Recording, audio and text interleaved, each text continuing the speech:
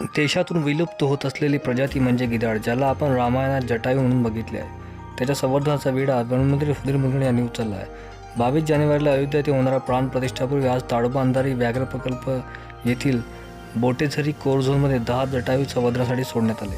Bombay history natural सोसायटीतर्फे Tadoba Andhari व्याघ्र प्रकल्पमध्ये 10 गिधाड पक्षी संवर्धनासाठी देण्यात आले. यावेळी सोसायटीचे अध्यक्ष प्रवीण परदेशीसह वन विभागाचे बडे अधिकारी चंद्रपुरात दाखल झाले होते. वनमंत्री मुनगंटीवार यांच्या हस्ते आज 10 गिधाड पक्ष्यांना संवर्धनासाठी मुक्त करण्यात आले. सदर जटायू हे राजस्थान राज्यातून आणण्यात आले असल्याची माहिती वनमंत्री मुनगंटीवार यांनी यावेळी दिली. देशात आधी 4 कोटी संख्या असलेला गिधाड पक्षी आज 60,000 संख्येपेक्षा खाली आला आहे. या पक्षाचे जलद संवर्धन व्हावे यासाठी वन विभाग पूर्ण प्रयत्न करणार आहे. या प्रजातीची योग्य संवर्धन झाले तर ताडोबात येणाऱ्या पर्यटकांना गिधाडाचे दर्शन होणार, अशी माहिती वनमंत्री मुनगंटीवार यांनी यावेळी दिली.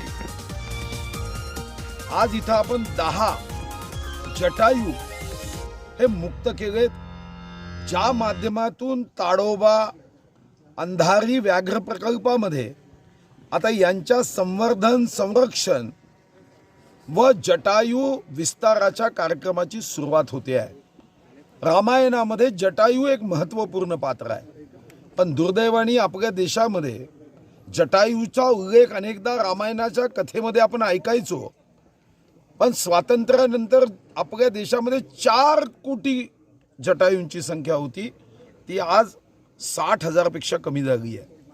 या प्राणीसृष्टीमधला एक या शृंखलेतला महत्त्वाचा जटायू हा जेव्हा कमी होतो आहे तेव्हा आम्ही निर्णय केला आणि बॉम्बे हिस्ट्री नॅचरल सोसायटी यामध्ये विशेष लक्ष देऊन या संवर्धनाचं काम करते.